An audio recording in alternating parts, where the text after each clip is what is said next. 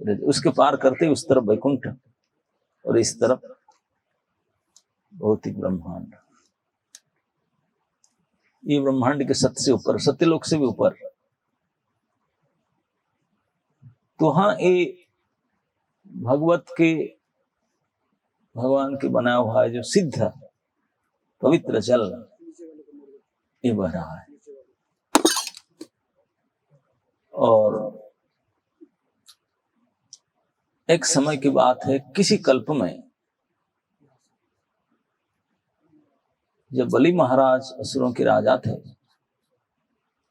तो उन्होंने, ये तो प्राय होता है देवासुर संग्राम, देवता असुर आपस में दो भाई है लेकिन लड़ते झगड़ते बहुत, आप लोग में लड़ते झगड़ते है ना।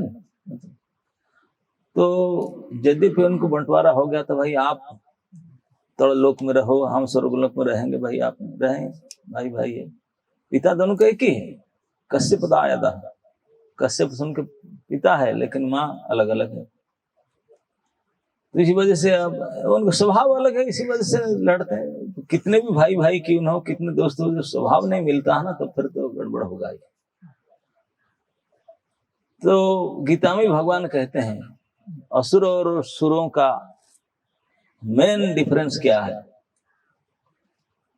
कि जो सुर हैं, जो देव हैं, ये भगवान को मानते हैं, और असुर तत्व विपर्जय, और उसके विपरीत है, असुर भगवान को नहीं मानते, नास्तिक होते हैं, वो नहीं मानते। आपने बलबूता पर है, भगवान भगवान कुछ नहीं, हम है ना, नहीं, ये यही लक्षण से मान लो असुर, भले पैंट शर्ट कोट टाई पहना हुआ हो, हाँ, 2 4 10 मुंड नहीं हो, एक सर हो, भले चश्मा लगाया हो, अगले कुछ भी किया हो, लेकिन अगर उनके स्वभाव में नास्तिकता है तो क्या जान लेना चाहिए, असुर। और आस्तिकता है तो क्या जान लेना चाहिए, असुर देवता। बस यही मुख्य अंतर है, कुछ नहीं।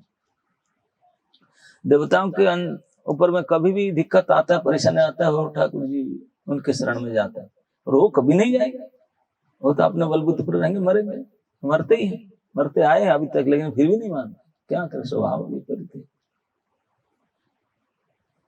तो बलि महाराज लेकिन एक अलग थे, यद्यपि असुरों के राजा थे, लेकिन भगवान पर विश्वास था, असुर होते हुए भी आस्तिक थे, भगवत को मानते थे, लेकिन फिर भी अपने बल पर उस पर भरोसा कर, मैं राजा हूं, असुर के बड़ा हूं।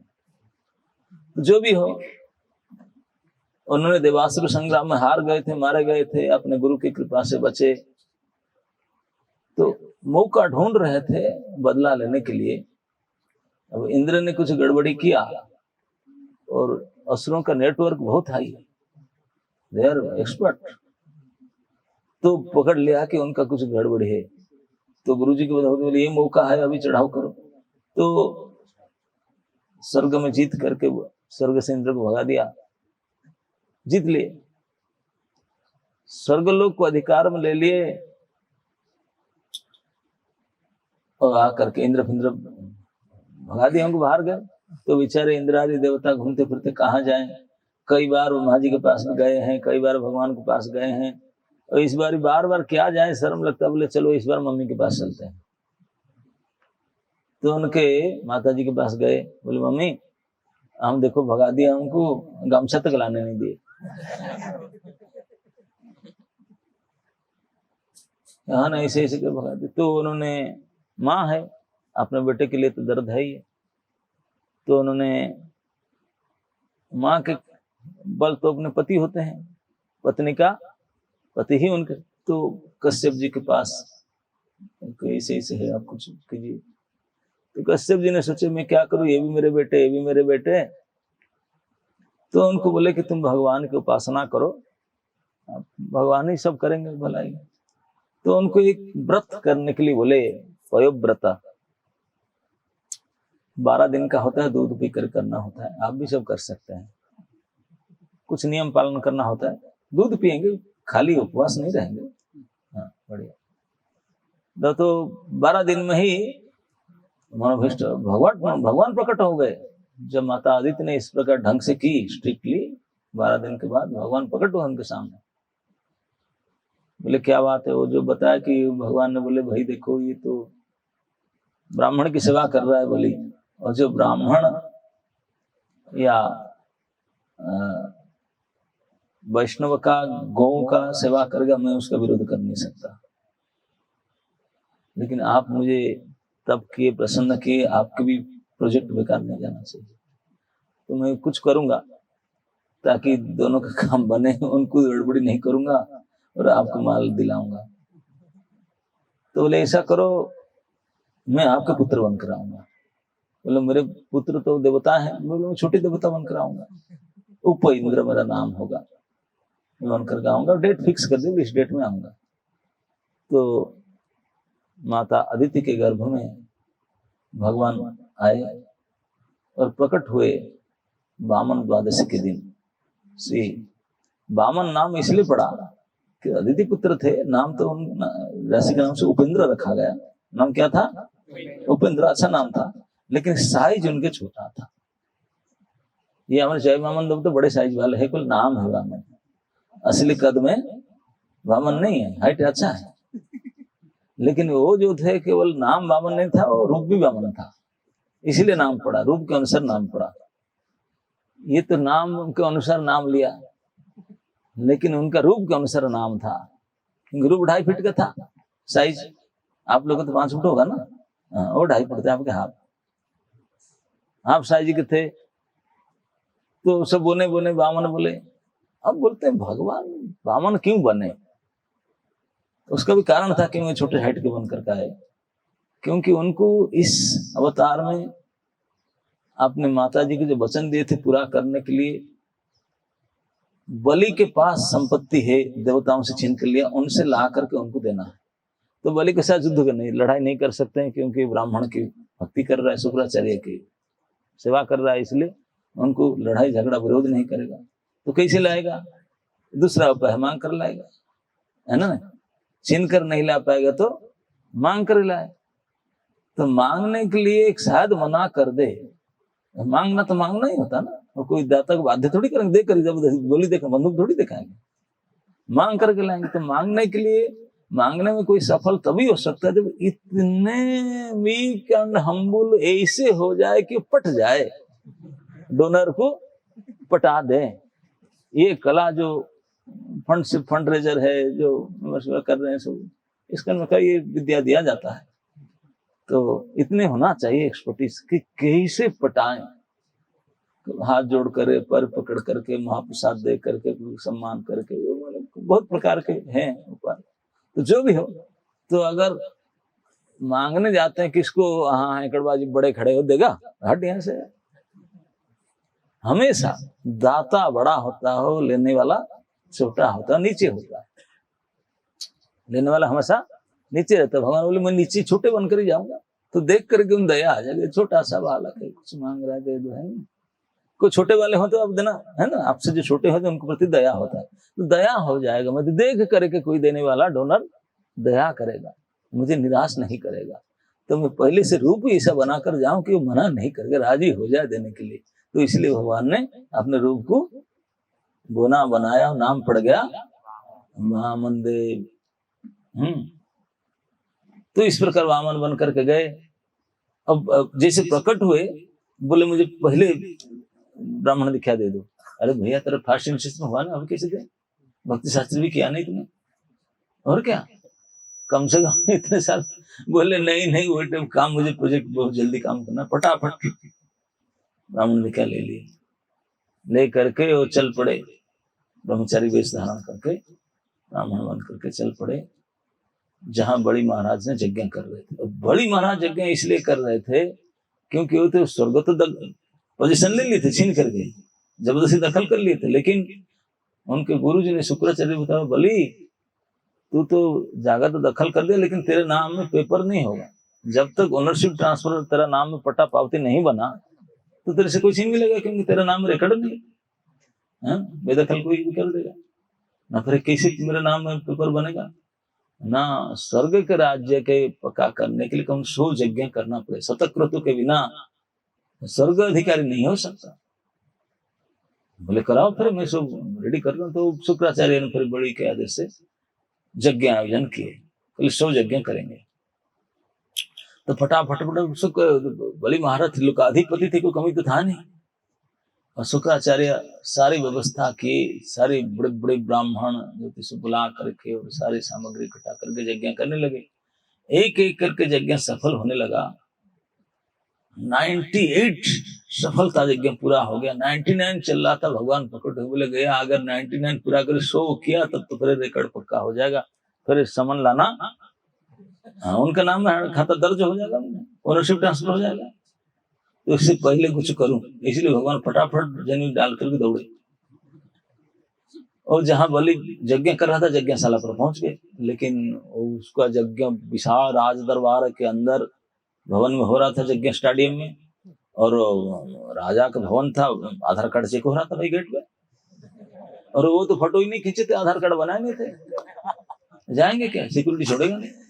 और कोई इन्विटेशन होता है फिर देखा तो इन्वाइट किया, इन्विटेशन भी नहीं है, अनइन्वाइटेड गेस्ट है, और अपना आईडी भी नहीं है, कैसे बोले कैसे जाए। तो बोले जाओ के समय अलाउ नहीं करेंगे। बड़े बड़े मोटे पूछ वाला सिक्योरिटी खड़े थे गेट पर। तो गेट से बाहर खड़े होकर के कीर्तन करने लगे, है ना, कितना अच्छा लगता। तो फिर वो वेद पाठ करने लगे। ऐसे सुंदर कीर्तन के बिना साउंड सिस्टम में, बिना करताल मृदंग हारमोनियम नहीं था, वो प्रभु जी भी नहीं थे, अकेले अकेले इतने सुंदर गान किए कि अंदर जितने लाखों बड़े बड़े सब वीआईपी गेस्ट और सब बड़े बड़े ब्राह्मण होता, उद्गाता उधुर्जी सब ब्राह्मण होता ना, अलग अलग जगह की क्रिया ब्राह्मण सब लोग बैठे थे, उनका कान खड़ा हो गया। इतने सुंदर गान कहां से आ रहा है। रुक गया उनका काम दाम। जो हाथ में यज्ञ सामग्री चरु लेकर के फेंकना चाहते थे, ऐसे हाथ में रह गया। साउंड कहां से आ रहा। जो ब्राह्मण घी डालता था, हवी डालना था, वो लेकर के स्वाहा बोलते ना, स्वाहा नहीं कर पाया, हा कार में रुक गया। ये साउंड कहां से आ। देखिए भगवान की वाणी का इतने आकर्षण है, किसी को गोल कर देता है, दिमाग खींच लेता भी। उनके हृदय खींच गया, बंद गए सारे काम करना सुनना देखना। जो जगह देखने आए थे वो भी आंख उठाकर वहां सुनने लगे, कहां से साउंड आ रहा है। यहाँ तक कि तो हवन में यज्ञ मंडप पर मुख्य पुरोधा संकल्प कर्ता के रूप में महाराज बलि और उनकी पत्नी विंध्यावली बैठी थी, वो खड़े हो गए, बोले फालतू जाए यार भाड़ में यज्ञ, ये साउंड कहाँ से आ रहा है। इतने दिव्य, इतने सुंदर, इतने आकर्षक मनोहारी, इतने पवित्र ध्वनि, वेद ध्वनि कहाँ से आ रहे। खड़े हो गए, और सारे तो खड़े हो गए। वो तो देख रहे थे कि राजा कुछ बोले ना, गाली ना। राजा खड़ा हुआ था, सब खड़े हो गए। सुबह घी फी चरु फरु पूजा फूल फूल सोई फेंक करके सब चल पड़े।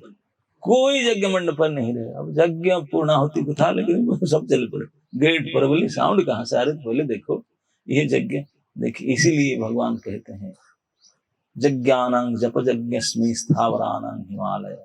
सबसे जितने बड़े बड़े यज्ञ सब करते हैं, सबसे प्रधान श्रेष्ठ यज्ञ क्या है। हरे कृष्णा कृष्णा कृष्णा हरे हरे, हरे राम राम राम हरे।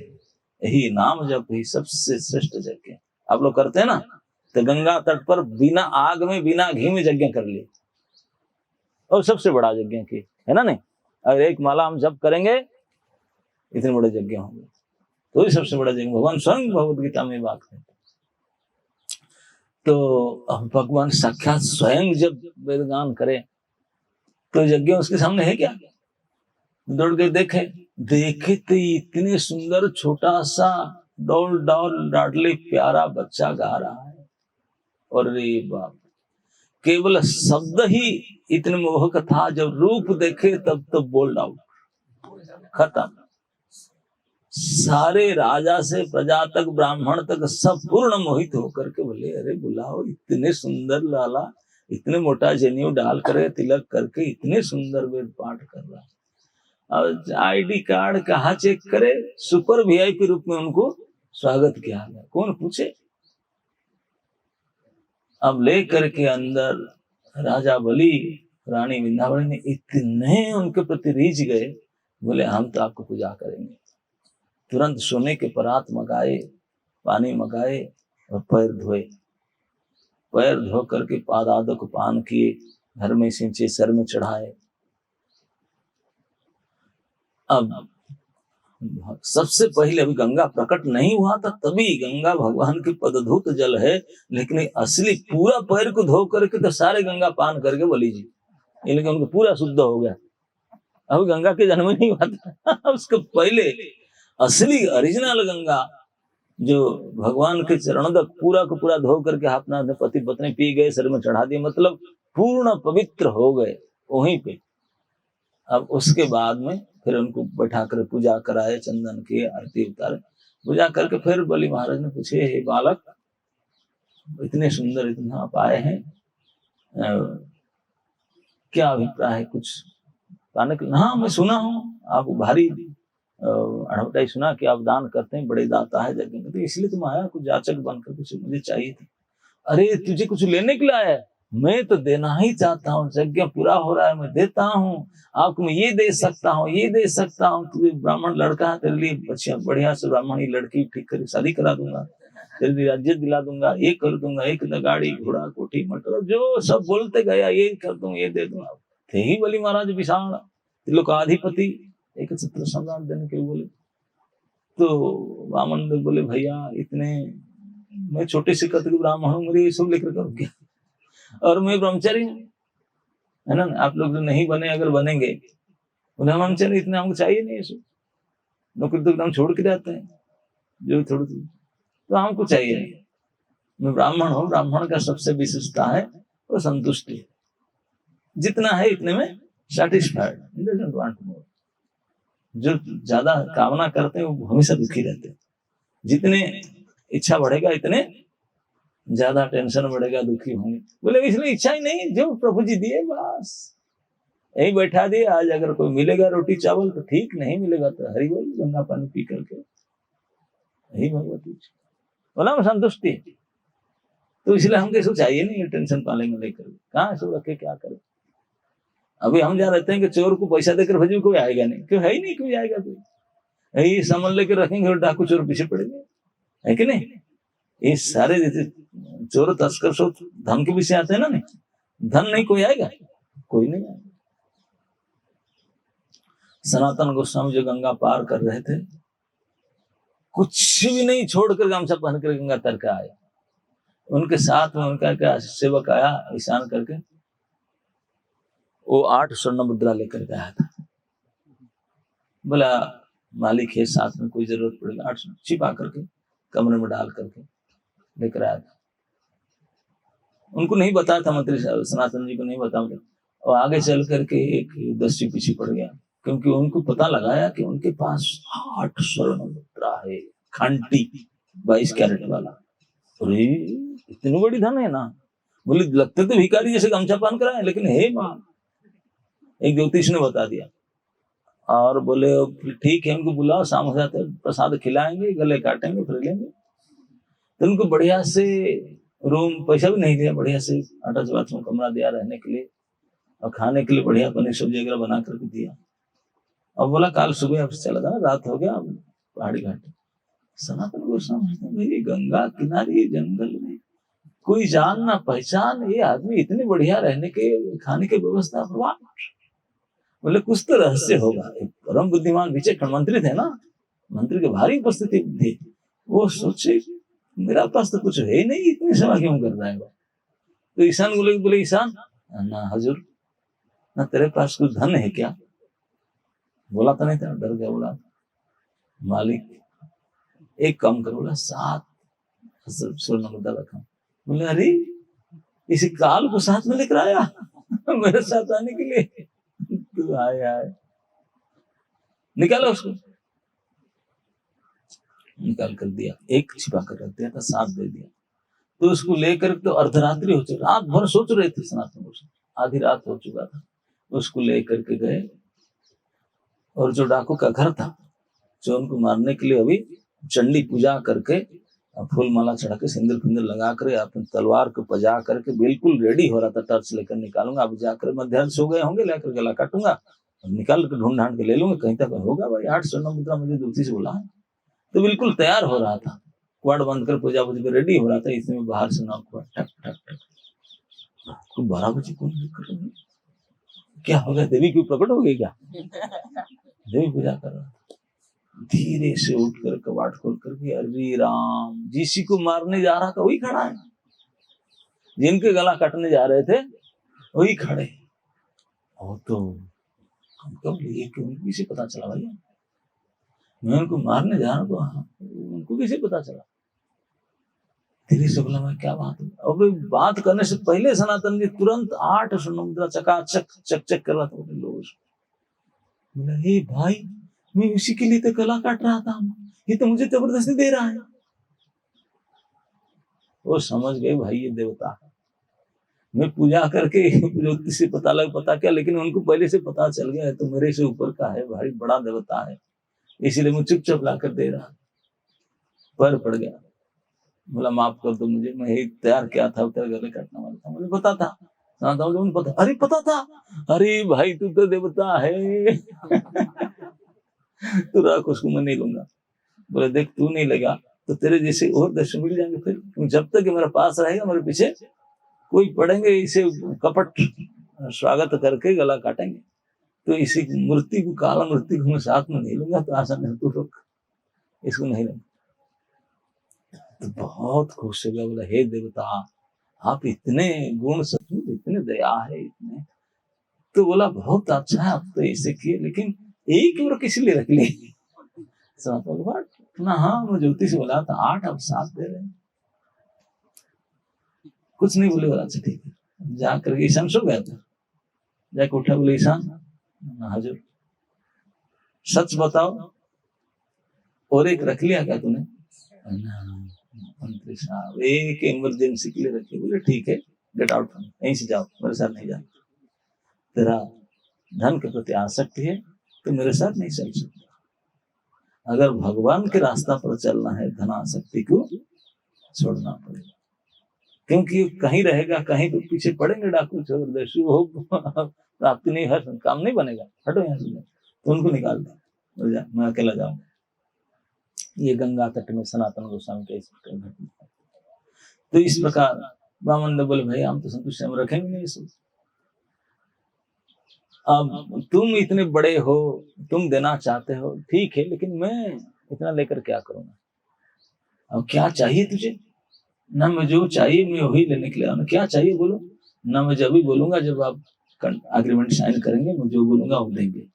अरे भैया, मैं मेरे ओर से बोल रहा हूँ, मैं तुझे नहीं बोलता हूँ कंट्रैक्ट, मैं खुद ही देना चाहता हूँ, तो बोलो ना। कर ना, नहीं नहीं, मैं नहीं बोलूंगा। और क्यों ना? शायद अब देख कर मना कर देंगे। एग्रीमेंट साइन करो सबका सामने, प्रतिज्ञा करो मैं दूंगा, तब मैं बोलूंगा। हम बोलते हैं अरे हमारे राजा इतने बड़े दाता है, प्रतिज्ञा नीचे, नहीं नहीं, मैं तो बिना प्रतिज्ञा बोलूंगा। आश्चर्य को सब लोग देखे, लाखों पब्लिक, बड़े बड़े, क्या लड़का इतनी सिद्धि, छोटा सा कुछ चाहिए, ज्यादा कुछ चाहिए नहीं, और बिना प्रतिज्ञा में बोलूंगा ही नहीं, ये कौन सा बात है? शुक्राचार्य बैठे थे, बोले लाओ तो मेरा चश्मा। चश्मा पहनकर जब देखे, बोले रे रे रे बली खबरदार, लड़का डुप्लीकेट है, ये ब्राह्मण नहीं है, मेकअप करके आया। भले महाराज, गुरु जी हे कौन? अरे विष्णु है। विष्णु है ना? हाँ, मैं देख लिया, मैं ईशा ने चश्मा लगाया, वो तुम देखा। क्यों आया? अरे बड़े खबरदार है, तू आया है, सब छिन छान कर ले जाएगा, तेरे शत्रु को दे देगा, होशियार, कभी प्रतिज्ञा मत करो।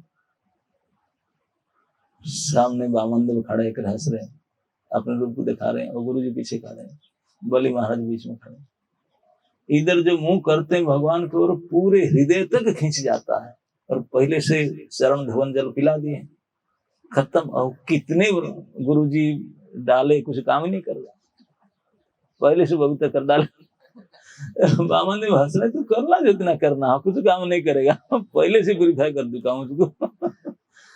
तो शुक्राचार्य ने कितने भी गाली दिए, डांटे, नहीं प्रतिज्ञा मत करो। गुरु जी आप ही ने तो मुझे बता रहे थे कि विष्णु सर्व समर्थ सर्वांतर्यामी है ना। हाँ है, अभी बोल रहा हूँ ना, पर क्यों आए मांगने के लिए ना, ये वो रहस्य कुछ है तो, लेकिन फोटो मत उनके रहस्य में ना। गुरु जी उनको मना नहीं कर सकता हूँ मैं, उनको पूजा किया, बात कर लिया हूँ, अब कैसे मुकर जाऊं, बहुत खराब लग रहा है, इतना तो नहीं कर सकता उनके सामने सामने। हाँ क्या था ना कैसे करूं, अरे कोई बात नहीं, हाँ इसे कहीं समझाए, बोले इसे हाँ ना में चलता है, दो मतलब उसको बाद में सोचेंगे थोड़ा बहुत कुछ दे देंगे, ऐसे नहीं।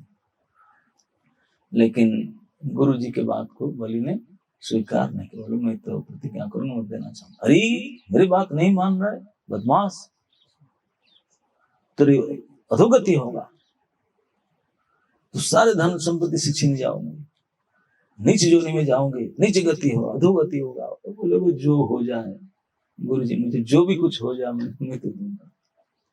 गुस्सा होकर अभिशाप दे दिए, त्याग दिए। तो गुरु जी को बात को अमान्य करके, गुरु को त्याग करके भगवान के लिए कुछ करने के लिए आगे बढ़े। इस घटना से बलि छोटे नहीं बने, महाजन बन गए। क्या बने? महाजन, महात्मा बन गए। गुरु जी की बात को अस्वीकार करके, उनको अभिशप्त होकर के, न मान करके, त्याग करके, गुरु त्याग करके महान बने। विभीषण ने अपने बड़े भाई को अमान्य करके त्याग दिया, वो भी महान बना। प्रहलाद बालक थे, अपने पापा को त्याग दिया न मान करके, वो भी महान बना। यज्ञ पत्नियों ने अपने पतियों को स्वीकार कर दिया, भाग कर आगे, वो महान बने। गोपियों तो सर्वस्व त्याग दिए, पति, घर, लाज, शर्म, कुल त्याग, महान बने। तो भगवान के लिए कुछ भी छोड़ो, महानी बनेंगे। लेकिन आप इनके लिए कुछ भी छोड़ो, घटिया बनेंगे। तो इसलिए अगर कुछ त्याग करना है, अगर कुछ बनना चाहते हैं, तो कुछ कर्म भगवान के लिए करो। भगवत प्रीत्यार्थ किया गया कर्म आपको निश्चित महान बनाएगा। और इस भगवत प्रीत्यार्थ कर्म में कोई अगर आपको मना करे, चाहे वो पिता, माता, गुरु, भाई, बंधु, कुटुंब, लाज, शर्म, धर्म, कर्म, कुछ भी आपके रोड़े बने, गेट आउट, छोड़ो उसको, त्यागो। त्याग करके भगवान करो, बढ़ो, आप महान बनोगे। यही है। तो उन्होंने त्याग करके भगवान बात माने, तो एग्रीमेंट किए। तो बोले अब तो बोलो। बोले बस मैं कुटिया बनाना चाहता हूँ, मुझे छोटा सा जमीन चाहिए। मैं तो बोलता था कि राज्य दे दूं आपको, नहीं राज्य लेकर क्या करो, मुझे इतना चाहिए नहीं, मुझे मेरे हिसाब से मेरे साइज का एक प्लॉट चाहिए। बोलो आपको साइज प्लॉट? बोले मैं मेरे छोटे साइज आप देख ही रहे हैं, मैं पैर उठाकर देखा है। बोले ये मेरे मेजरमेंट स्केल है, इसी स्केल में तीन पग लूंगा, बस मेरा काम हो जाए। अरे छोटी छोटी 3 पग में होगा क्या, ऐसे कुछ नहीं होगा ना, मेरे लिए तो चल जाएगा, ऐसा आपके हिसाब से नहीं, मेरे लिए तो कर। बलि महाराज बोले देखो तू इतने छोटा नादान लड़का, तेरे बुद्धि भी मैच्योर्ड है, इसलिए तू इतने बोलता है। अरे दुनिया के लोग क्या कहेंगे, तू किसको मांग रहा है, तू देख मेरे स्टेटस को, मेरे पोजीशन की तो देख। लोग बोलेंगे देखो ये छोटा सा बालक उसको मांगने नहीं आया, लेकिन त्रिलोकाधिपति बलि को देने नहीं आया, उसको इसे दिया। उनके पास मेरे पास आकर वो जीवन भर कोई दूसरा किसी को मांगते नहीं है, जो मेरे से एक बार लगता है वाह दैट्स इट, मरते दम तक हो चलेगा, दूसरे किसी को मांगेगा नहीं। तो इसलिए मैं जब दूंगा तो दूंगा तो कि मरते दम तो फिर किसी को नहीं मांगूंगा, तो मांगेगा नहीं तो ना, मुझे जरूरत नहीं, मैं तो पहली बार आपके पास आया मांगने के लिए, और किसी मांगूंगा भी नहीं। मेरे तो मतलब इतना ही दे दीजिए। क्या पता था छोटी छोटी 2.5 फुट का साइज, और कितने बड़े चप्पल पहने होंगे, है ना, छोटी सी पग डग निकाल कर दिखाए। और मानो जिद्दी पकड़े, मैं इसी पैर में लूंगा, इसी पैर। बड़े महाराज बोले अगर पैर में पग 3 पग लेना है तो मेरे पग में ले लो, मेरे 21 फुट का साइज है चप्पल का, मेरे एक स्टेप में इतना बड़ा हो जाएगा, 3 स्टेप में एक फ्लैट बन जाएगा। बोले ना इतना लेकर मुझे तो मेरे पग में चाहिए, मेरे पग में चाहिए। क्या रहस्य कोई समझ नहीं पा रहे थे छोटी छोटी पग में। अब बोले ठीक है, तू जो करना है करो, साइन के एग्रीमेंट कर दे, हो गया। मतलब ना पुनः आप लोग 3 स्टेप तो इसी है, छोटी छोटी बात तरह। आप जब पैर उठाए नापने के लिए, रे रे सैंपल कुछ दिखाए थे, माल कुछ और है। इसी को तो कहते चीटिंग।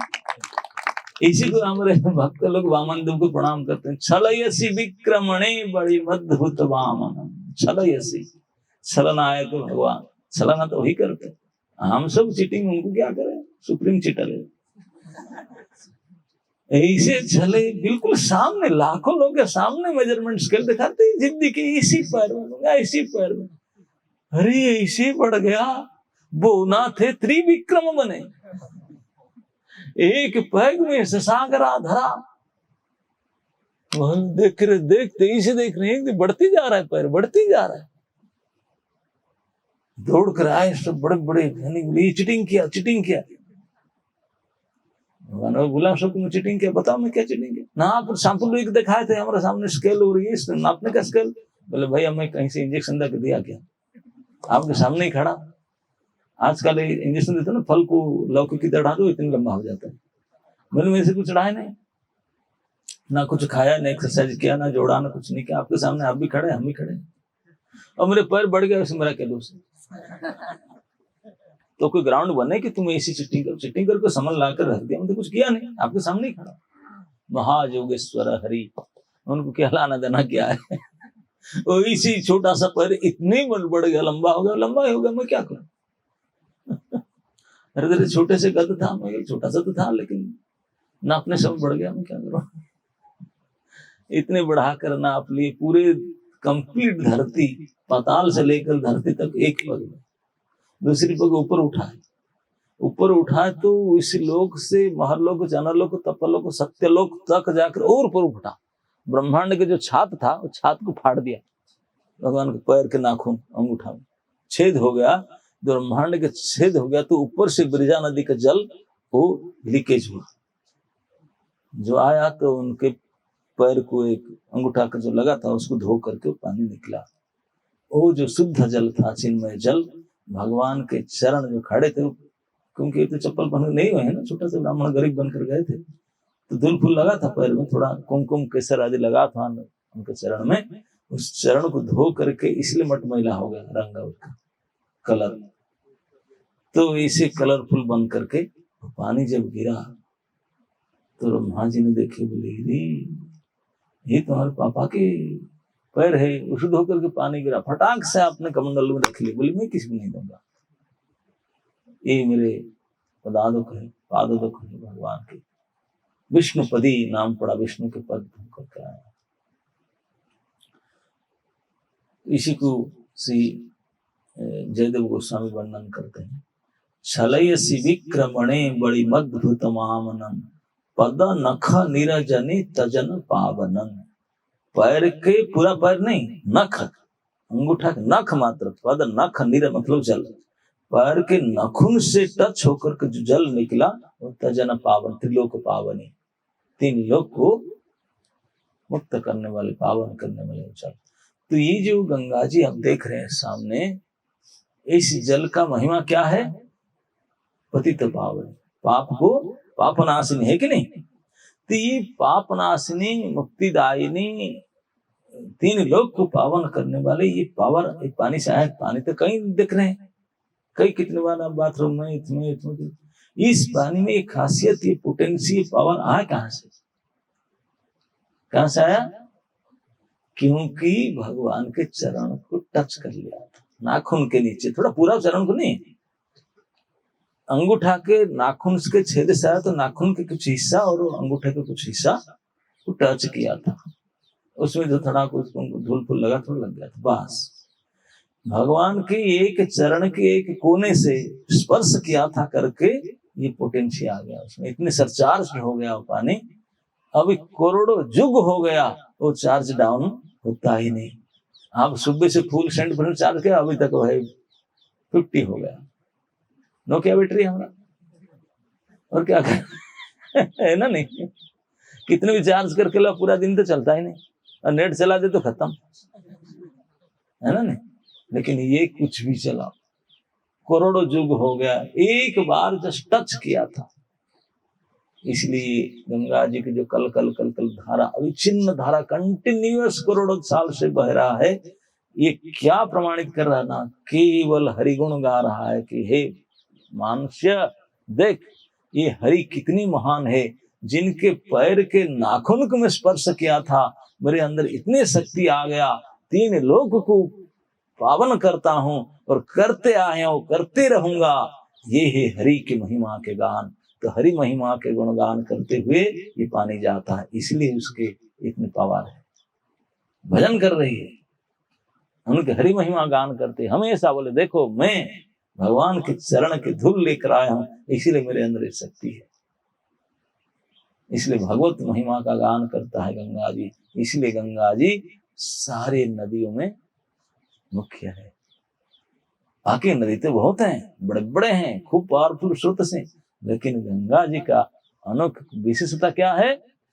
ये भागवत गुणगान, भगवत महिमा गान, भगवत चरण स्पर्श करके आइए। और अभी तक भगवत महिमा दिखा रही है सारी दुनिया को। कोई भी आए ना है पाप ताप से विमुक्त हो जाए। श्री चैतन्य महाप्रभु तो जब संन्यास लेकर घूम रहे थे, महाप्रभु तो बचपन से गंगा में स्नान करते थे, खेलते थे, सारे गंगा के जाह्नवी तो यम, उनके किनारे उनका आरती, उनके पूजा, उनके नहाते थे, खूब गंगा जी में खूब लीला किए गौरांग महाप्रभु। एक बार जब संन्यास लेकर जा रहे थे नित्यानंद साथ, तो वृंदावन जाने के लिए सोच रहे थे, तो पूछ रहे थे कुछ लड़कों को वृंदावन के मार्ग, तो देखे कि वो लड़के लोग नित्यानंद सिखा रहे थे उनको, वो हरे हरे हरे कृष्ण जप रहे थे। बोले ये लड़के लोग हरे कृष्ण कैसे जप रहे हैं, हमको किस हरि नाम कैसे कर रहे हैं? तो भगवान श्री चैतन्य महाप्रभु कह रहे हैं अच्छा अच्छा अच्छा अच्छा, गंगा 1-2 किलोमीटर दूर में है, गंगा जी के हवा टच करके आया है, गंगा जी के स्पर्श वायु उनको स्पर्श किया है, इसीलिए उनके अंदर भक्ति आ गया, भगवत नाम गाते हैं। ये भगवत वाक्य भगवान स्वयं कहते हैं कि गंगा जी में नहाए नहीं, गंगा जी को स्पर्श किया हुआ वायु अगर आपको स्पर्श कर लेगा तो आपके अंदर भगवत भक्ति आ जाएगा। बताओ, तो किनारे बैठ करके 2-4 घंटा बिताए, भजन कीर्तन करे, इसमें तो क्या ना हो। 2 किलोमीटर तक गंगा जी के स्पर्श किया हुआ वायु अगर स्पर्श कर ले आपको, कभी भी भक्ति आ जाता है। तो ये गंगा जी की महिमा है, क्योंकि भगवान के चरण रज को लेकर बह रही है, भगवत भक्ति को क्यारी करके बह रही है, तो इसलिए उनकी टच किया हुआ हवा भी आपको स्पर्श कर ले, तभी आपका मन बुध सुधर जाएगा, पवित्र हो जाएगा, भक्ति आ जाएगा आपके अंदर। तो अगर आप भक्ति करना चाहते हैं तो गंगा जी तट पर गंगा नहाइए, पूजा कीजिए, थोड़ा बहुत गंगा जी को रखिए अपने पास, भक्त हो जाएंगे, है ना नहीं? भक्त होना, मुक्त होना, पाप ताप से बच जाना, ये तो ऐसे गंगा जी करती है। ये पोटेंशियल उनके क्यों आया, कैसे आ गया? भगवान के चरण स्पर्श किए। तो केवल भगवान के एक कोने में चरण स्पर्श करते ही जो इतने प्रभाव हो जाता है। और आप हमेशा भगवान के प्रसाद खाए, भगवान के नाम कीर्तन किए, भगवान कथा सुने, तो क्या ना होगा, है कि नहीं? इसलिए कहा गया गंगार परस होइले पश्चात पावन, तुम्हारा दर्शन करे तुम्हारा गुण। जो गंगा जी की स्पर्श करके नहा करके होते हैं, आपको देखने से हो जाता है, क्योंकि हमेशा भगवान के नाम गान करते हैं, कीर्तन करते हैं, उनके प्रसाद खाते हैं, उनको पूजते हैं, है ना? तो किसी भी प्रकार से जेन तेन प्रकारेण भगवान के संपर्क में आना चाहिए। ओके, भगवान के संपर्क में किसी प्रकार से आ जाओ तो जीवन सुधार उधार तो होना ही होना, कंफर्म है ना? तो इस प्रकार ये भगवत संपर्क के जल है। अरे हमारे गोस्वामी लोग तो वो तो कहते हैं कि नहीं नहीं, भगवान का संपर्क नहीं, भगवान ही है। बोले कैसे पानी है? बोले पानी है। रूप गोस्वामी उपदेशामृत में लिखते हैं ब्रह्म द्रव अपगच्छति नीरधर्मे। बोले भगवान ब्रह्म स्वयं मेल्ट होकर के पानी बनकर बहते, लिक्विड भगवान। ये क्या है? लिक्विड भगवान। ये भगवान जो देखते हैं मंदिर में तो फॉर्म भगवान है, और ये वाटर फॉर्म है, ये स्टोन फॉर्म, ये सॉलिड फॉर्म, ये लिक्विड फॉर्म, बस है। भगवान कई फॉर्म होता ना, ये फॉर्म क्या है, इसे लाइट में देते लाइट फॉर्म, ये फॉर्म है, तो ये भी फॉर्म है भगवान का, लेकिन ये liquid form, liquid form, melted भगवान, भगवान मेल्ट हो गए, लिक्विड फॉर्म है, नीर धर्म जल बन कर बहे, लिक्विड फॉर्म बहे, तो ये लिक्विड भगवान, कोई सॉलिड भगवान, लिक्विड भगवान, एयरी भगवान, लाइट भगवान, कई होते हैं भगवान, तो सब हो सकते हैं, है ना, ऐसे पंचभूत। तो ये लिक्विड भगवान है साक्षात, तो जब पानी पीते हैं तो भगवान को धारण करते हैं गंगा। शंकराचार्य एक पद में लिखे हैं, आप किसी को याद होगा ये लाइन, गंगा जड़लव कणिका पीता भगवत गीता किंचित धीता मुरारी समर्चा तब न जमन। लास्ट टाइम वो कहते हैं कि जमराज उसको देखेंगे भी नहीं, फाइल से काट कर फेंक देंगे उसका नाम, किसका ना, जो एक बार मुरारी की पूजा करता है, भगवान की पूजा करता है, नाम लेता है उनका, और जो भगवत गीता किंचित धीता, कुछ भगवत गीता पढ़ लेता है, और गंगा जल के कणिका भी कोई पी लेता है, इन लोगों को तो जमराज उन्होंने फाइल से हटाओ उसको भैया, उसका नाम यहाँ मत, फिर उनका चर्चा नहीं, जमराज उनका चर्चा करेंगे नहीं, बोले ना हमारा चर्चा करवाता है। ये 3 काम जो करे, ऐसा समझे क्या 3 काम, भगवत गीता पढ़ लें, और दूसरा भगवान की मुरारी की भगवान की पूजा कर ले, और गंगा जल थोड़ा पी ले, दैट्स इट। ये आदि शंकर का कहना है, गंगा से कहते हैं, गंगा जड़लव कणिका पीता भगवत गीता किंचित पीता। तो ये गंगा जी की महिमा, थोड़ा सा कोई एक बार पी लो तो फिर जमराज खाता से गया, डिलीट हुआ नाम आपका, आप तो कितनी बार पी ली, कितनी बार डिलीट होगा खत्म, है ना। लेकिन पी करके बाकी 2 काम भी करना पड़ेगा, डिवोटी बनना पड़ेगा, भगवान की पूजा, भगवत गीता, ऐसा करना पड़ेगा। तो पी करके पेशाब कर निकाल दिए, फिर जैसे तैसे रखना पड़ेगा पोटेंसी, है ना, नहीं तो आप लोग को फिर भक्त बनना पड़ेगा। तो ये गंगा जी जो करोड़ों करोड़ों जुगों से ऐसी भगवत महिमा, भगवत स्पर्श पावर को ग्रहण करके 3 लोक को घुमा रहा है। भारत में क्या, पृथ्वी में कितने नदी है, बड़े बड़े नदी और भी होता है। जब हम कोई नदी जल पवित्र करते हैं ना, क्या बोलते हैं, गंगे च जमुने चैव गोदावरी सरस्वती नर्मदे सिंधु कावेरी जल, इससे कितने नदियों का नाम बोलते हैं, लेकिन सबसे पहले किसका नाम आता है, मैं बताया ना, गंगा इतने पुराना नहीं, प्राचीन, उससे नर्मदा उनसे पुराना, क्योंकि नर्मदा तट पर यज्ञ कर रहे थे बलि महाराज, अभी तो गंगा वामन देव आए नहीं थे, तो गंगा बनाने तब से नर्मदा था, लेकिन फिर भी गंगा श्रेष्ठ है, क्यों, भगवान श्रेष्ठ है, बड़े से और बड़े बड़े पावरफुल नदी से वो कहीं है, खरस्रोता, ये कावेरी, गोदावरी, है ना, नहीं गंडकी, और बड़े बड़े पवित्र जल वाली नदी है, लेकिन गंगा जी का स्पेशल खासियत है कि भगवान के चरण से संबंध है, इसीलिए ये है उसका महिमा। तो गंगा जी तो जब से करोड़ों युग से आए, अभी भी इसी पोटेंशियल को लेकर, बाकी नदी कभी सूख जाए, कुछ हो जाए, लेकिन गंगा जी के धारा, भागवत में कई जगह में गंगा जी का वर्णन आता है, किस रूप में, कुंती देवी कहती है, कपिल भगवान कहते हैं, और कई जगह में आता है, गंगा अम्बु, गंगा भसाम, गंगा के जो धारा है वो अविच्छिन्न तैल धारावत, निरवच्छिन्न, कंटिन्यूअस फ्लो, बोलते हैं कि ऐसे धारावत भगवान में मन लगे, ये भगवत महिमा गान करती है, कितने कंटिन्यूअस फ्लो में, नॉन स्टॉप, ये गंगा जी की विशेषता है।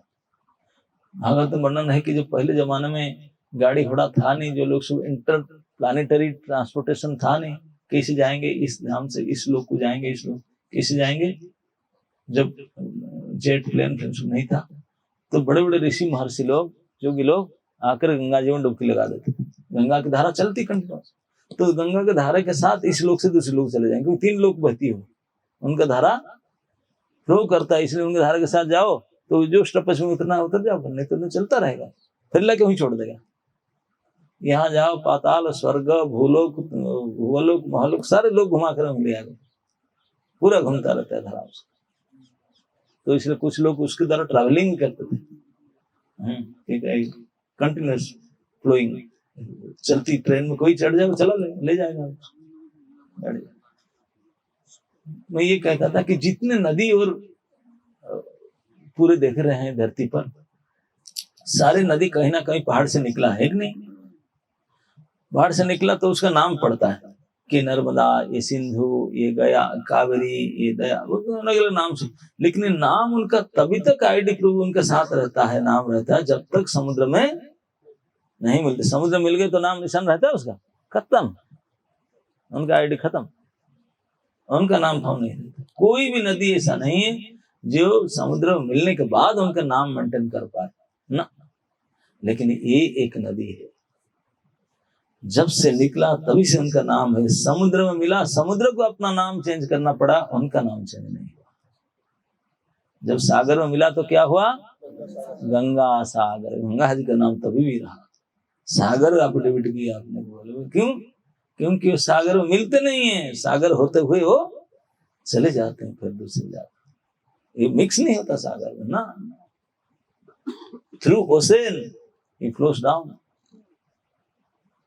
और जाता है। यही एक विशेषता है नदी को, महिमा है।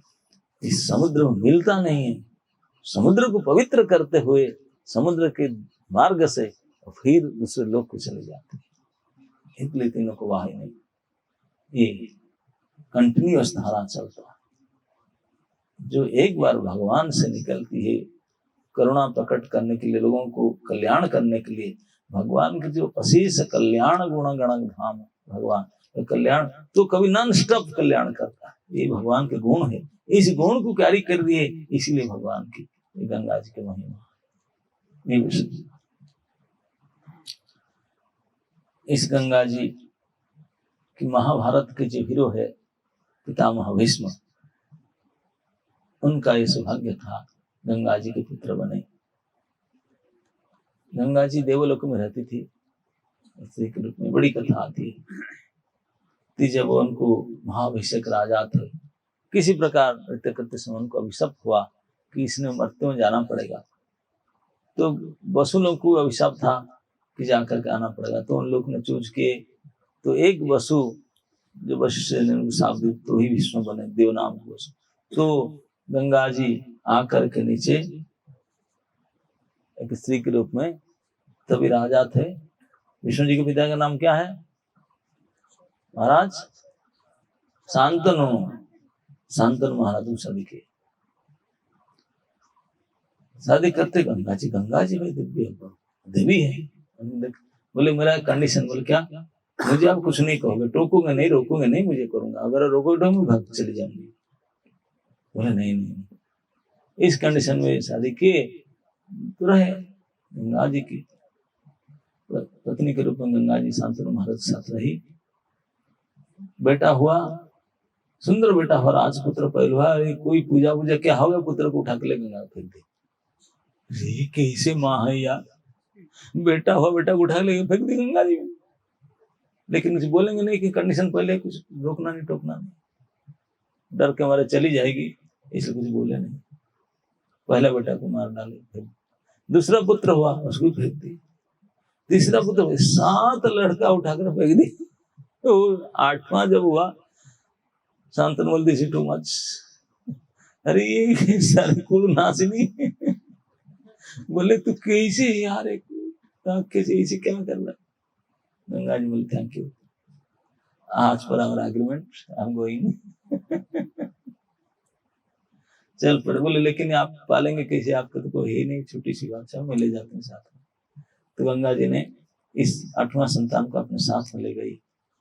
गंगा जी तो देवी ना, देवलोकी, देव नद्या सूरसरी, देवलोक देवता लोक में ले गई उस बालक को। तो उनका नाम देवव्रत था। क्या नाम था? देवव्रत नाम से बालक को गंगा जी अपने साथ में ले गई देवलोक में, लेकर के वहां उनका पालन लालन की। वहां जो माल मसला खाई, यहाँ के प्रोडक्ट नहीं, डुप्लीकेट सब, वहां बिल्कुल ओरिजिनल सेलेस्टियल प्रोडक्ट खाई। वहां से लालन कर 16 साल तक तो वहीं रहे देवलोक में, वहीं पढ़ा लिखा के थे, ग्रेजुएशन फ्रॉम देयर, यहाँ के यूनिवर्सिटी ग्रेजुएशन नहीं, वहां सब देवताओं से पढ़ते रहे थे, सब कुछ अस्त्र ज्ञान सब पढ़, इसीलिए इतने महान थे। वहां से पढ़ करके 16 साल के बाद फिर गंगा जी बोले थे, मैं वादा क्या हूं तो वापस दूंगा, तो ला करके दिए थे। कैसे दिए? शांतनु महाराज ढूंढ रहे हैं कि पत्नी भी गई, बेटा भी गया, बोली तो थी आएगी, पता नहीं क्या करी। 15-16 साल बड़े मरोस में घूम रहे हैं। एक बार जंगल में गंगा तट पर गंगा जी प्रकट हो गई थी, तब तक गंगा के तट पर शांतनु महाराज घूम रहे थे। हठात देखे गंगा जी की धारा बिल्कुल स्टॉप, सारे पत्थर पत्थर, पानी बंद हो गया। कैसे? गंगा जी की आवाज, धारा कैसे बंद हो गया?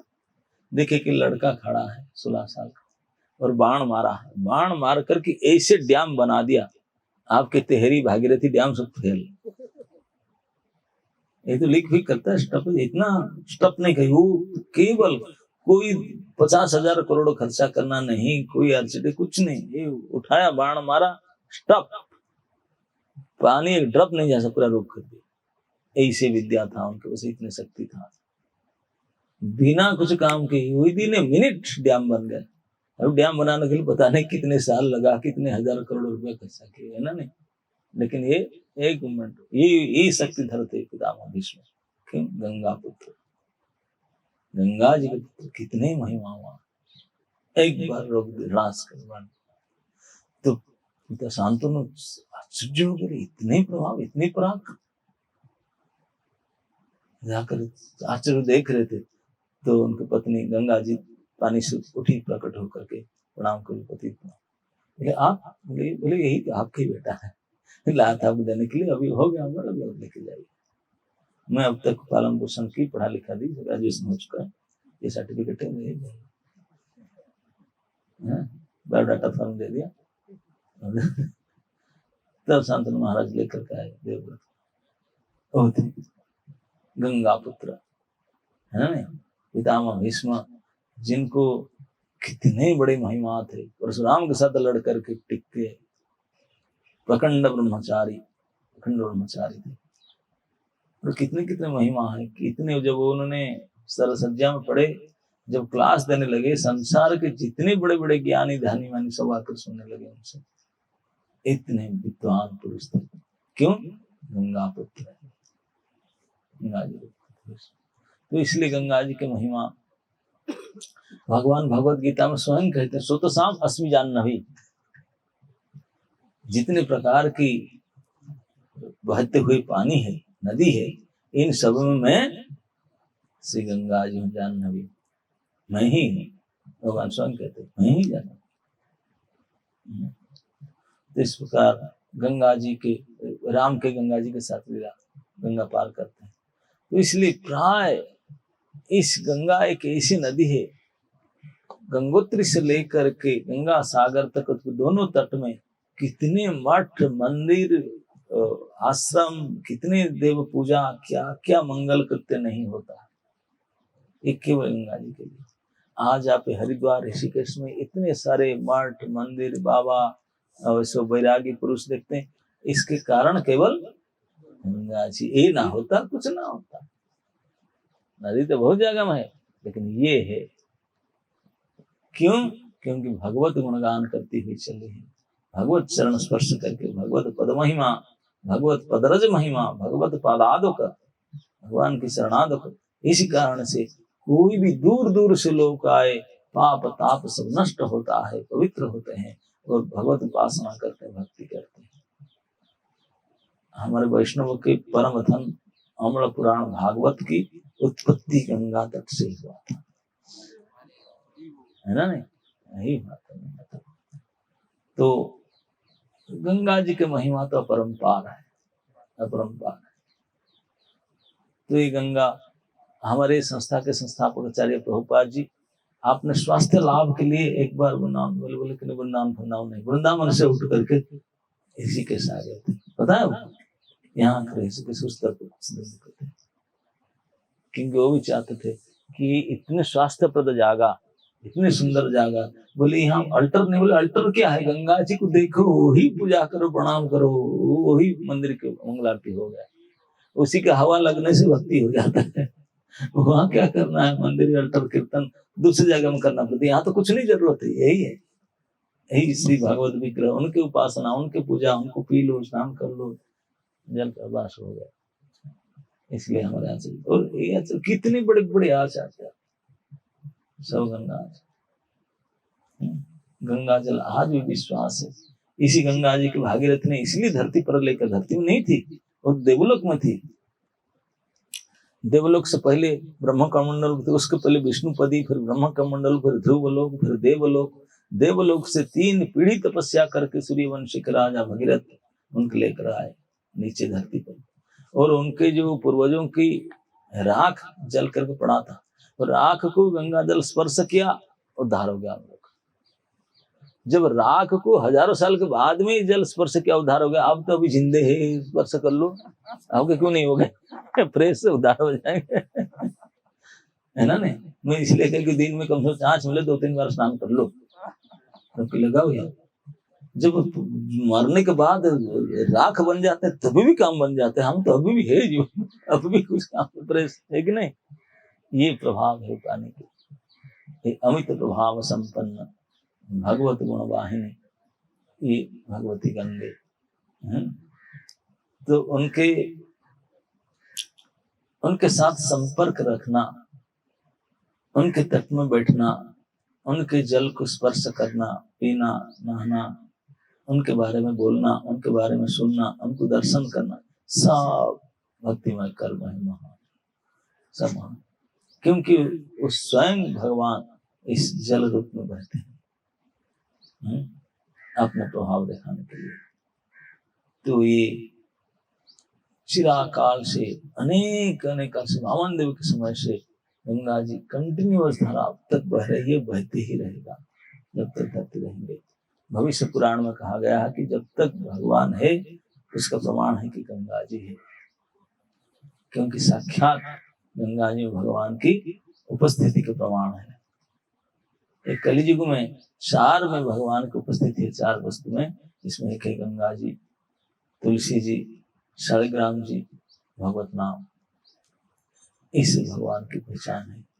ऐसा उसमें से गंगा जी जल रूप में साक्षात भगवान, गंगा जल को ही उपासना किया जा सकता, जल रूपी ब्रह्म ये भगवान गंगा जी है, ये विग्रह रूपी भगवान है, ये ग्रंथ रूपी भागवत है, नाम रूपे कलिकाल, नाम रूपी भगवान है, ये जल रूपी भगवान है ना। तो जल रूपी भगवान, ऐसे महान गंगा जल है। तो आप लोग को बड़े सौभाग्य है, कहीं दूर दूरांत से 1-2 भले 1 दिन के लिए कुछ भी आए, गर्मी के समय ऐसे तो नहाने में बड़ा मजा आता है, सुबह सुबह बैठने में कितने सब शांत है ना। नहीं, तो ये बालू का क्यों गंगा स्पर्श किया है, ये बालू में लोटपोट हो जाओ, पड़ जाओ, तब भी फायदा है। इसलिए ये गंगा जी के बालू है करके कोई लोग साधु बनने के लिए गंगा मिट्टी लगा लेते हैं, बोले उनका अंदर कुछ साधुता आ जाए। एक कवि ने ओडिशा भाषा में एक पद लिखे हैं, बोलते हैं कि एक सुअर समझते ना, पिग, वो सुअर नहीं समझा, पिग बोल दिया, पिग ज्यादा समझ में आता है सर हिंदी में समझना है, इंग्लिश में समझता है, सुअर तो समझ में आता है। वो एक दिन डिसाइड किया, बोला यार सब यूथ प्रोग्राम आके करते हैं, मैं भी बनूंगा यार, मुझे जमामंद वगैरह कोई रिक्रूटमेंट नहीं करते। उन्होंने सोचा, बोला क्या करते हैं, खान पान अच्छा बढ़िया खाते हैं, तो मैं भी खाऊंगा। बोले इसलिए खाऊंगा, क्या करूंगा, बोलता है कि बरजी बरसे अमध्य ग्रास, बरजी बरसे अमध्य ग्रास, बरजी बरसे देई मानस, देहे मंदाकिनी रज लगाई, ग्राम सुकरी की हुई वो गाई। इसका मतलब है वर्ज मतलब वर्जन किया। क्या बोले, मैं जो खाता हूँ मेरे रेगुलर फूड उसको छोड़ दो। जैसे रेगुलर फूड क्या है? स्वर का, स्वरीन का पता ही है। जो अमिध्य ग्रास जो करता, जो मैं खाता था वो पंच ग्रास, बोले उसको छोड़ दो, 1 साल तक ये चीज नहीं खाऊंगी। पहले डिसीजन बरजी बरस से वर्जन की अमिध्य ग्रास खाना छोड़ दूंगा 1 साल तक। तो क्या करूंगा, क्या खाऊंगा? बर जीव श्रेष्ठ जीव रस, श्रेष्ठ जीव है गाय, केवल देसी गाय का दूध पीऊंगी 1 साल तक। सेकंड डिसीजन बर जीव रस है दही मानस, मन लगा करके दूध पीऊंगी 1 साल तक। और कुछ खाऊंगा नहीं, तो वक्त तो बनना ही बनना है, देसी गाय का दूध 1 साल। और क्या ना, देहे मंदा के नहीं राजा लगाए, मंदा के नहीं भगवत गंगा जी की स्नान करूंगी तो पूरे गंगा मिट्टी शरीर में लगाऊंगी, पूरा तिलक तेग लगा दूं, पूरा शरीर लगा, अब टप टू बटम सर गंगा मिट्टी लगा दूंगी, 1 साल तक लगाऊंगी। देहे मंदा के नहीं, अगर ऐसा करे 1 साल तक तो ईश्वरीन गाय बन जाएगा, बनेगा नहीं? बोले गाय तो नहीं बनेगा, लोग हंसेंगे इतना ही रिजल्ट होगा है ना? नहीं तो इसलिए करने से कुछ नहीं होता। बढ़िया सा तिलक, धोती, कुर्ता, चोटी, कंठी लगने से कुछ नहीं होता। क्या करना पड़ेगा? श्रवण करना पड़ेगा, कीर्तन करना पड़ेगा। वो ही नहीं प्रोजेक्ट लिया था, सुनना बोलना नहीं किया। जितने बाहरी एक्सटर्नल मेकअप कितने करने से कोई गाय नहीं बन जाए, स्वभाव लाना पड़ेगा। तो इसलिए हरिनाम कीर्तन, हरिनाम कीर्तन तभी होगा जब श्रवण होगा। ये आजकल मेडिकल से प्रूव किया है, अगर कोई सुन नहीं सकता वो बोल नहीं सकता, वो पता है, वो डॉक्टर को जाकर पूछो, बोल देंगे, बोले कान ठीक नहीं तो मुंह चलेगा ही नहीं। जो सुन नहीं सकता वो बोल नहीं सकता, इसीलिए शास्त्र कहते हैं पहले श्रवण बाद में कीर्तन। तो वो नहीं करेंगे, बढ़िया से गंगा में डुबकी लगा कर बंधा के निरज लगाए, 1 साल तक दूध पिए और ऐसे किए, क्या होगा श्रवण कीर्तन? तो गंगा जी गुणगान, इसीलिए कल कल कल कल नाद शब्द हो रहा है ना, सुनो साउंड। ये साउंड क्या है? ये भगवत नाम कीर्तन, भगवत महिमा गुणगान करती है, इसीलिए कंटिन्यूअस गाती है, नॉन स्टॉप, यही सिखाती है हमको। तो हम लोग को निरंतर नाम गान करना चाहिए, ये गंगा जी की धारा में सिखाती है। कंटिन्यूस अविच्छिन्न धारावत भगवत गुणगान करते रहना चाहिए। भगवान को छोड़कर कुछ नहीं, उनके लिए खाना, उनके लिए जीना, उनके लिए सोना, उनके लिए मरना, उनके लिए पीना, बस उनके लिए बोलना, एवरीथिंग पर ही ये शिक्षा देती है गंगा जी। तो आप लोग के गंगा तट पर बैठ करके कम से कम अगर इस मनुष्य जीवन भगवत कृपा से मिला उसको सफल, सुधार और श्रेष्ठ बनाना चाहते, इससे बढ़कर मौका फिर कहाँ मिले, है ना? नहीं, और दोबारा फिर मनुष्य जन्म मिलेगा कि नहीं पता। अगर मिलेगा भी तो ये युद्ध कैंप में आएंगे कि नहीं क्या पता, आएंगे तो ये घोषी कैसे आएंगे कि नहीं क्या पता, आएंगे तो इस जगह पर बैठ करके सुनेंगे कि नहीं क्या पता। तो इसलिए इस मौका को मत छोड़िए।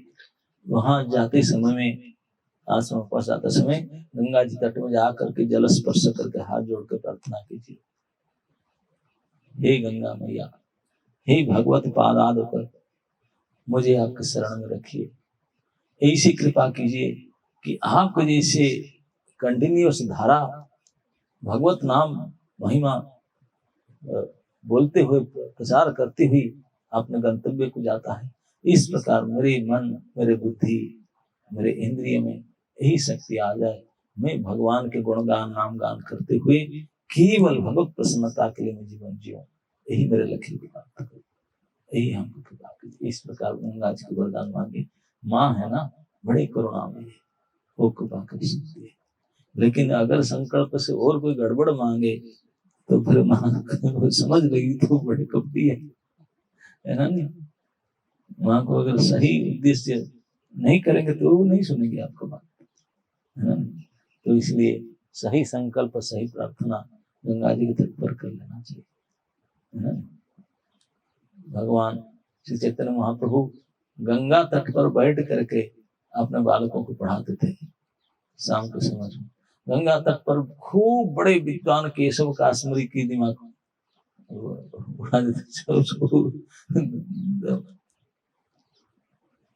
उसको पराभव किए थे, परास्त किए थे गंगा तट पर। गंगा जी के महिमा गान करने के लिए बोले गंगा जी की स्तुति करो, और 100 श्लोक पड़ गया गंगा जी के, और उसी से डाउन करा दिया उसको। तो गंगा जी गर्भ खर बनासिनी, गर्भ सहन नहीं करेंगी, ईगो फल्स ईगो सहन नहीं करेंगी, तो बिल्कुल नम्र भाव से सच्चा हृदय से उनको प्रार्थना करो। ठंडी ठंडी हवा, शीतल स्पर्श, शीतल जल, हृदय बिल्कुल शीतल हो जाएगा, बिल्कुल स्वच्छ शीतल, और ऐसे अविच्छिन्न धारा कल कल हरिनाम के साथ हम लक्ष्य तक बह जाए, लक्ष्य प्राप्ति के लिए। ये गंगा जी तट पर इस प्रकार संकल्प से प्रार्थना करना चाहिए, है ना नहीं? क्योंकि ऐसे मौका फिर कहाँ ना मिले। अगर प्रार्थना करे बार बार हमको मौका दो, तो उनकी कृपा से हो सकता है मिले। उनके माँ अपनी गोद में रखे, तो गंगा माता अपने गोद में हम लोग को धारण करे, जहां तहां जाए तो गंगा दर्शन, गंगा किनारे, गंगा तट में रहे। गंगा तट में रहना मतलब वैकुंठ निवास। एक वैकुंठ जल है ना, साक्षात भगवान है ना, भगवान जहाँ रहेंगे भगवत धाम, तो गंगा तट ही भगवत धाम। ये गंगा जी की महिमा। आप लोग सो गंगा स्तुति कभी गाए ना? नहीं गाए? गाएंगे? गाना चाहेंगे? हम कल शाम को गाए थे, आज शाम को गाएंगे, लेकिन अब शाम को तो आप रहेंगे नहीं। अगर गाना चाहेंगे, आपको प्रिंट आउट तो नहीं है, मोबाइल में निकाल सकते हैं, नहीं तो मेरे पास है, कॉपी करके भेज दिए। हाँ भेज दीजिए, उनके पास है, मेरे पास है अपना, आप भेज दो सबको। कैसे फोटो खींच कर भेज दो उनको फोटो।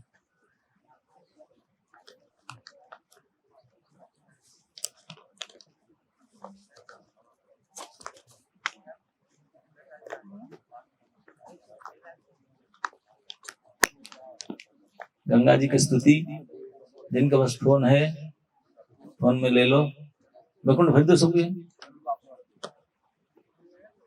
क्या उनके कर्तृपक्षों को बुलाओ। जय मेमन कहाँ गया? भेजो आपके वहां से लेकर भेजो, फोटो खींच कर भेजो। मृदंग करताल के साथ मेरे पीछे पीछे गाना सुना है ना।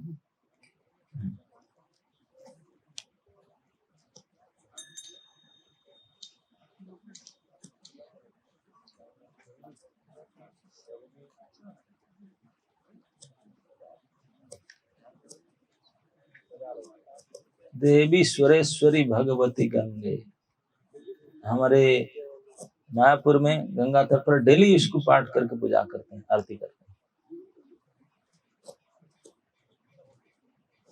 गया कर रहे हैं, सबको मिला।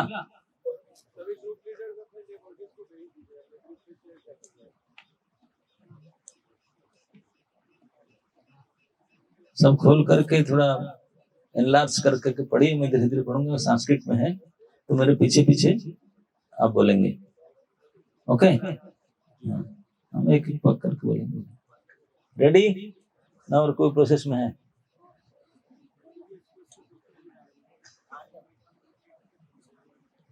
Everybody got it?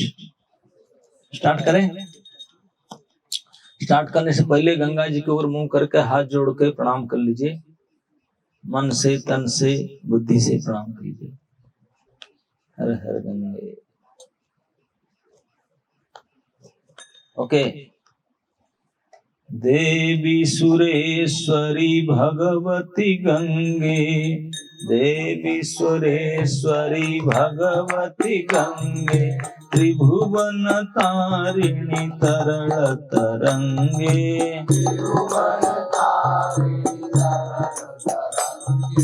शंकर मौली बिहारिणी विमले,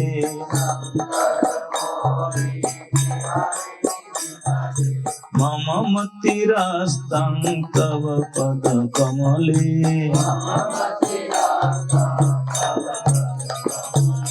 देवी सुरेश्वरी भगवती भगवती गंगे त्रिभुवन तारिणी तरल तरंगे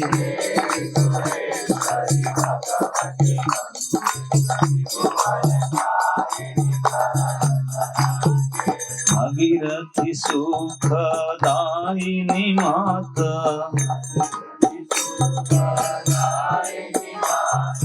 तब जल महिमा निगमे ख्यात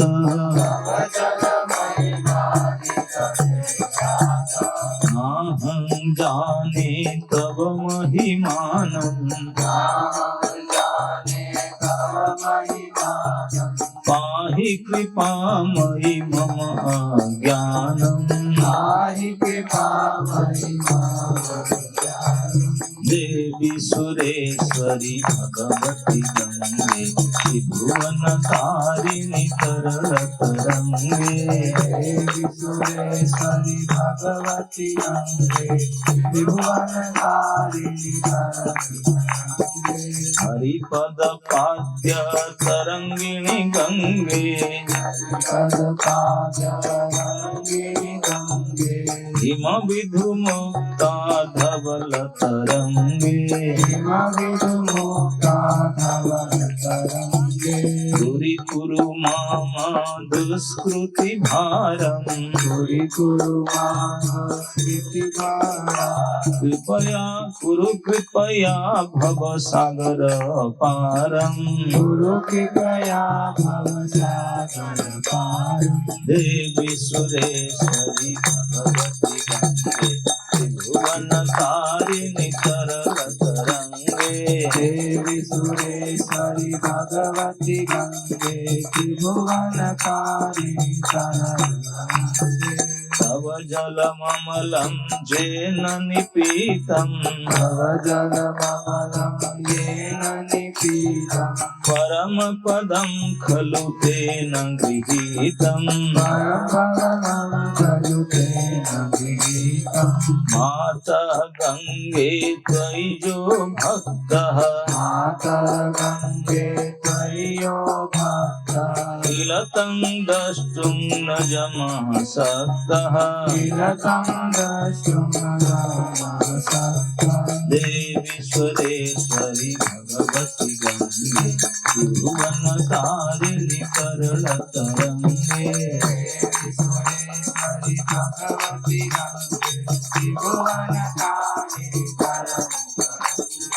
पतितो धारिणी जाह्नवी गंगे खंडित गिरिवर मंडित भंगे भीष्मा जननी हे मणिवर कन्ये पतित निवारिणी त्रिभुवन धन्ये देवी सुरेश्वरी भगवती गंगे त्रिभुवन तारिणी तरल तरंगे देवी सुरेश्वरी भगवती गंगे त्रिभुवन तारिणी तरल तरंगे फलफलतामिव फलदं लोके प्रणमति यस्त्वं न पतति शोके पारावार विहरिणि गंगे विमुख युवती कृत तरल पांगे देवी सुरेश्वरी भगवती गंगे त्रिभुवन तारिणी तरल तरंगे देवी सुरेश्वरी भगवती गंगे त्रिभुवन तारिणी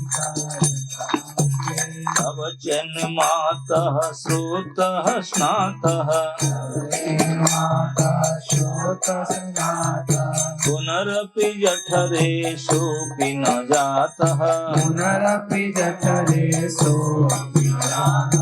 नरक निवारिणी जाह्नवी गंगे नरक निवारिणी जाह्नवी गंगे कलुष विनाशिनी महिमा तुंगे कलुष विनाशिनी महिमा तुंगे देवी सुरेश्वरी भगवती गंगे त्रिभुवन तारिणी तरल तरंगे देवी सुरेश्वरी भगवती गंगे त्रिभुवन तारिणी तरल तरंगे पुनरसदंगे पुण्य तरंगे पुनरसदंगे पुण्य तरंगे जय जय जाह्नवी करुणा पांगे जय जय जाह्नवी करुणा पांगे इंद्र मुकुट मणिराजित चरणे इंद्र मुकुट मणिराजित चरणे सुखदे शुभदे भृत्य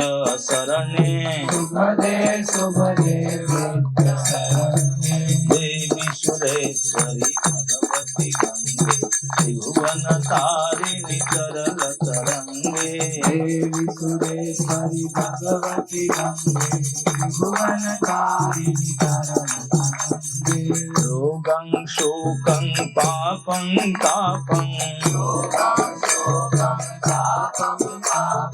हर मे भगवती कुमति कलापं हर मे भगवती कुमति कलापं त्रिभुवन सारे वसुधाहारे त्रिभुवन सारे वसुधाहारे तमसि गतिर्मम खलु संसारे तमसि गति मम खलु संसारे देवी सुरेश्वरी भगवती गंगे त्रिभुवन तारिणी तरल तरंगे देवी सुरेश्वरी भगवती गंगे त्रिभुवन तारिणी तरल तरंगे अलकानंदे परमानंदे अलकानंदे परमानंदे गुरु करुणामयी कातर वंदे गुरु करुणामयि कातर वंदे तब निकटे जस्य निवास तव तट निकटे यस्य निवास तब तट निकटे जस्य निवास तव तट निकटे यस्य निवास खलु वैकुंठे तस्य निवासः खलु वैकुंठे तस्य निवास देवी सुरेश्वरी भगवती त्रिभुवन तारिणी तरल तरंगे देवी सुरेश्वरी भगवती गंगे त्रिभुवन तारिणी तरल तरंगे परमिह नीरे कमठो मीनः किंवा तीरे शरटः केना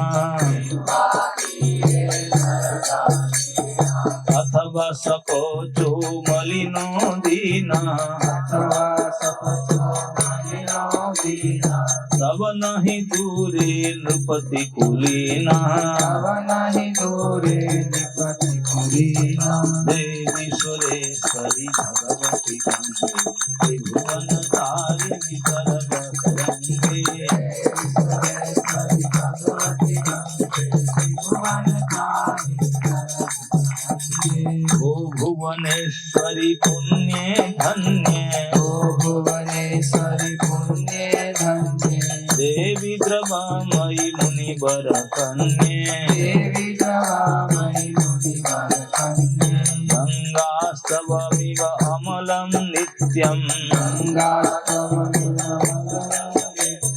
पठति नरो य सजयति सत्यं पठति नरो यः सजयति सत्यं देवी सुरेश्वरी भगवती त्रिभुवन तारिणी तरल तरंगे देवी सुरेश्वरी भगवती गंगे त्रिभुवन तारिणी तरल तरंगे येषां हृदये गंगा भक्ति येषां हृदये गंगा भवति तेषां भगवती सदा सुखमुक्ति तेषां भवति सदा सुखमुक्तिः मधुरा कांता पज्झटिका भी मधुरा कांता फटकाभी परमानंद कलितलता भी परमानंद ललिताभी देवी सुरेश्वरी भगवती गंगे त्रिभुवन तारिणी तरल तरंगे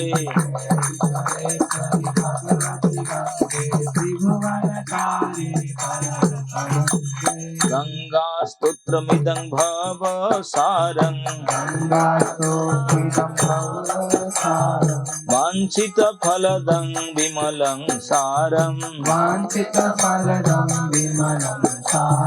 शंकर सेवक शंकर रचितं शंकर सेवक शंकर रचितं पठति सुखी स्तव इति समाप्तः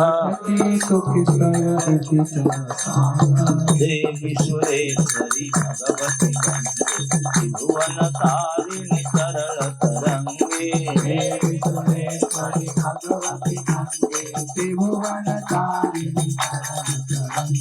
हरे कृष्णा कृष्णा कृष्णा हरे हरे हरे राम राम राम हरे हरे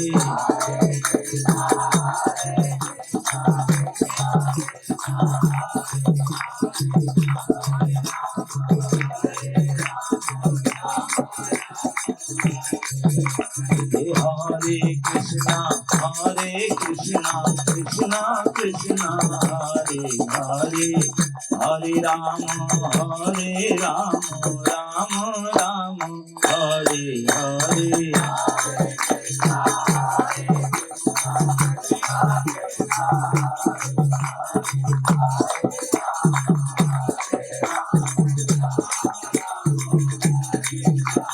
देवी सुरेश्वरी भगवती गंगे त्रिभुवन तारिणी तरल तरंगे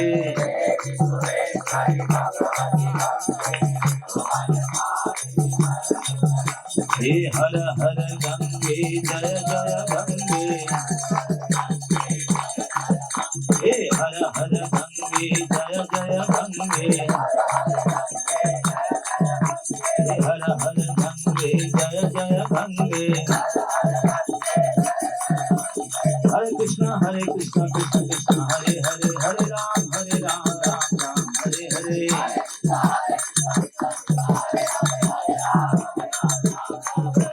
हरे कृष्णा कृष्ण कृष्ण हरे हरे हरे राम राम राम हरे हरे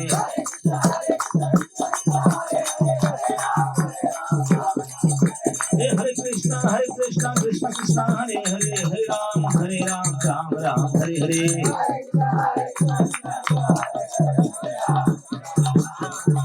हरे कृष्णा कृष्ण कृष्ण हरे हरे हरे राम राम हरे हरे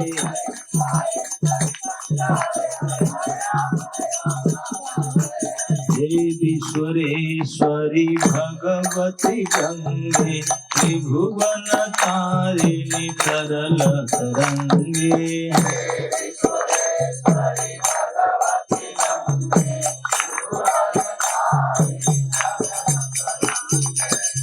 उसका अनुवाद आपने सुन लीजिए।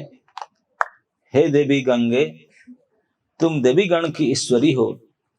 हे भगवती, तुम त्रिभुवन को तारने वाली विमल और तरल तरंगमयी तथा शंकर के मस्तक पर विहार करने वाली हो। हे माता, तुम्हारे चरण कमलों में मेरी मति लगी रहे। हे भागीरथी, तुम सब प्राणियों को सुख देती हो। हे माँ, वेद और शास्त्र में तुम्हारा जल का महात्म्य वर्णित है। मैं तुम्हारी महिमा कुछ नहीं जानता। हे दयामयी, मुझ अज्ञानी को रक्षा करो। हे गंगे, तुम श्री हरि के चरणों की चरण दोकामयी नदी हो। हे देवी, तुम्हारी तरंग में हिम चंद्रमा और मोती को भांति श्वेत है। तुम मेरे पापों का भार दूर कर देते हो और कृपा करके मुझे भव सागर से पार उतार देते हो। हे देवी, जिसने तुम्हारा जल पी लिया अवश्य ही उसने परमानंद पा लिया। हे माता गंगे, जो तुम्हारी भक्ति करता है उसको यमराज नहीं देख सकता, अर्थात तुम्हारे भक्तगण जमपुरी में न जाकर वैकुंठ में जाते हैं, है ना। आगे कहते हैं, हे पतित जनों के उद्धार करने वाली जन्म कुमारी गंगे, तुम्हारी तरंगे गिरिराज हिमालय को खंडित करके बहती हुई सुशोभित होती है। तुम भीष्म के जननी हो और जनु मुनि के कन्या हो। पतित पावनी होने के कारण तुम त्रिभुवन में धन्य हो। हे माता, तुम इस लोक में कल्पलता की भांति फल प्रदान करने वाली हो। तुम्हें जो प्रणाम करता है वह कभी शोक मोह में नहीं पड़ता। हे गंगे मानिनी, वनिता के समान चंचल कटाक्ष वाली तुम समुद्र के साथ विहार करती हो।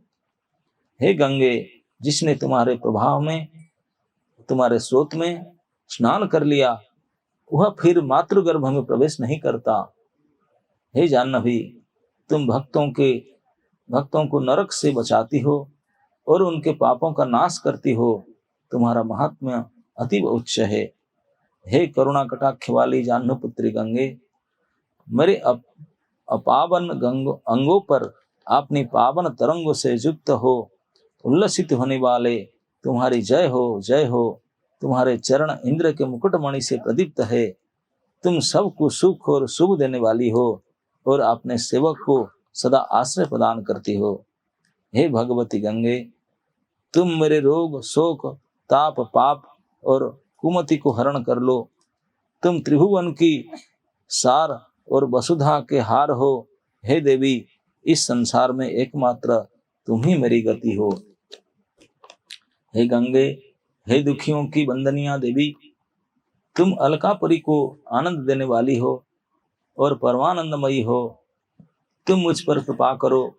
हे माता, जो तुम्हारे तट में निवास करते हैं वो मानो वैकुंठ में ही वास करते हैं।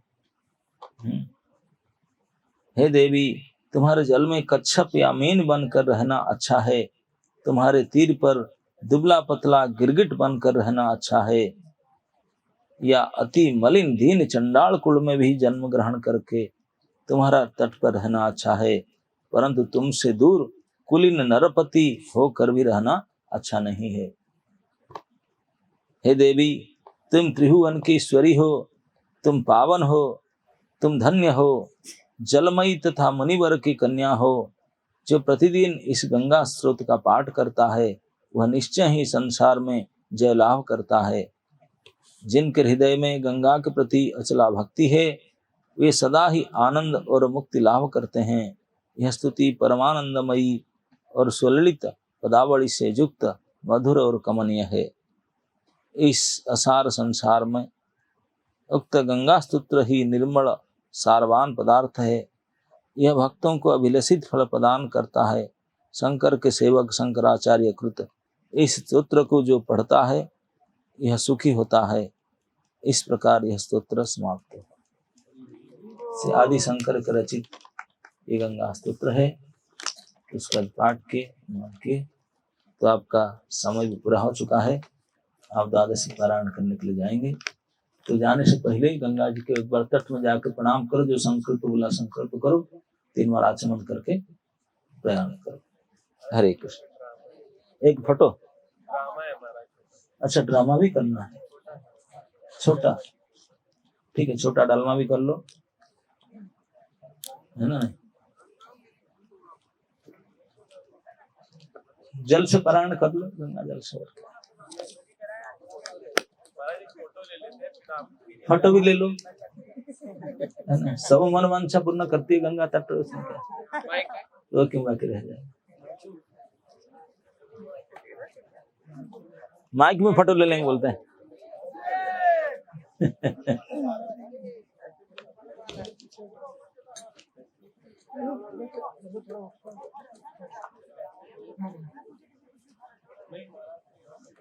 अच्छा लगा आप लोगों को? फटाफट घूम जाओ, फोटो खींच लो। चलना ऐसे फोटो खींचना चाहिए जैसे जंगल भी आए, गंगा जी भी आए और आप लोग भी आए। त्रिलोक पावन, 3 छवि आना चाहिए। तो कैमरामैन ऐसे होना चाहिए। सोचो कैसे।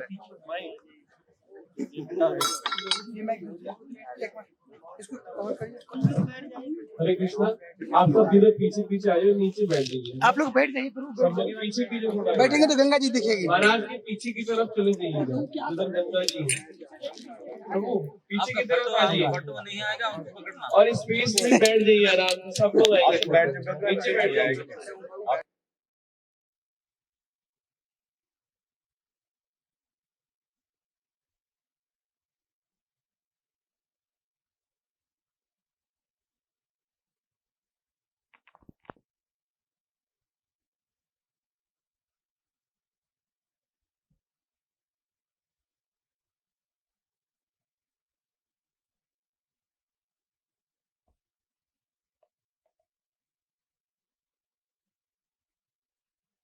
हम लोग प्लीज बार बार बोल रहे हैं, नीचे बैठिए सब। आप लोग भी बैठ जाओ। पीछे गंगा जी नहीं अरे पीछे वाले भी बैठ जाइए सब लोग। कैसे फोटो होगा? किसी को खड़ा नहीं होना है, सबको बैठ जाना है। आप पीछे गंगा जी नहीं आ पाएंगे। फिर आप ठीक है, फिर आप लगे खींचना, ठीक है। इसके बाद फिर आप लगे खींचना मेरा, पहले आपको भेज दूंगा। उन्हें बुला लीजिए। पीछे वाले लोग चौकड़ी मार के बैठ जाइए ऊपर, वज्रासन। जल्दी करिए, जल्दी करिए। ये लोग नहीं आएंगे क्या? नहीं।